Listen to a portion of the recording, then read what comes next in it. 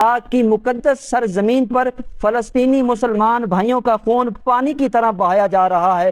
کشمیر کی سنگلاخ چٹانوں پر کشمیری مسلمانوں کا خون بہایا جا رہا ہے، اور جتنے بھی مسلم ممالک ہیں ان کی حالت یہ ہے کہ مسلم ممالک کو مٹانے کے لیے انہی ممالک کے اندر رہنے والے لوگوں کو خریدا جا رہا ہے۔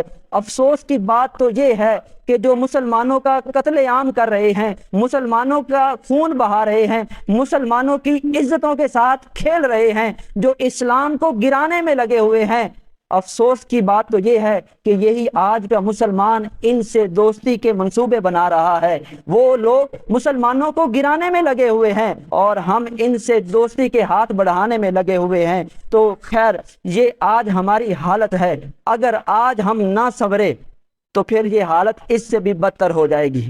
قرآن آج بھی ہمارے لیے مشعل راہ ہے۔ آج مسلمان قرآنی تعلیمات کا سرما اپنی آنکھوں میں ڈال لے تو رب کعبہ کی قسم، جو جتنے بھی اندھیرے دنیا میں چھا گئے ہیں، اسلام کو، مسلمانوں کو اندھیرے نے اپنے گھیرے میں لے لیا ہے۔ اگر آج کا مسلمان اسلامی تعلیمات کا سرما اپنی آنکھوں میں ڈالے گا تو یہ سارے کے سارے اندھیرے ختم ہو جائیں گے۔ یہ ہمارے جو زوال کی جو وجہ ہے وہ یہ ہے کہ ہم نے اپنی ہی اسلامی تعلیمات کو پس پشت ڈال دیا ہے۔ ہم خود اسلامی تعلیمات پر عمل کرنا پسند نہیں کرتے۔ قرآن ہمیں یہ کہتا ہے، یا ایھا الذین آمنوا لا تتخذوا عدوی وعدوکم اولیاء، اے ایمان والو تم میرے دشمنوں اور اپنے دشمنوں کو دوست نہ بناؤ۔ یہ قرآن ہمیں کہہ رہا ہے، لیکن آج کا مسلمان جو قرآن کو پڑھنے والا ہے، جو قرآن پر ایمان رکھنے والا ہے، یہ اللہ کے دشمنوں کے ساتھ، رسول اللہ کے دشمنوں کے ساتھ، جو وہ لوگ جو مسلمانوں کا قتل عام کر رہے ہیں ان کے ساتھ دوستی کے لیے منصوبے بنا رہا ہے۔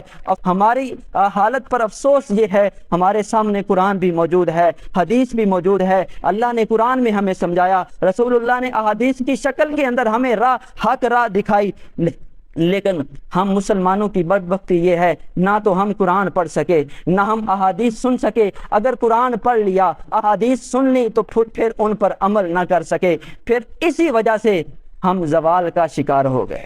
وہ معزز تھے زمانے میں مسلمان ہو کر، اور ہم خوار ہوئے تارک قرآن ہو کر۔ وہ جو پہلے کے مسلمان تھے وہ معزز تھے مسلمان ہو کر، اور ہم جو ذلیل و رسوا ہو رہے ہیں کیونکہ ہم نے قرآن کو پیچھے چھوڑ دیا ہے۔ قرآن میں جو رب ہمیں فرما رہا ہے ہم ان تعلیمات پر عمل نہیں کر رہے۔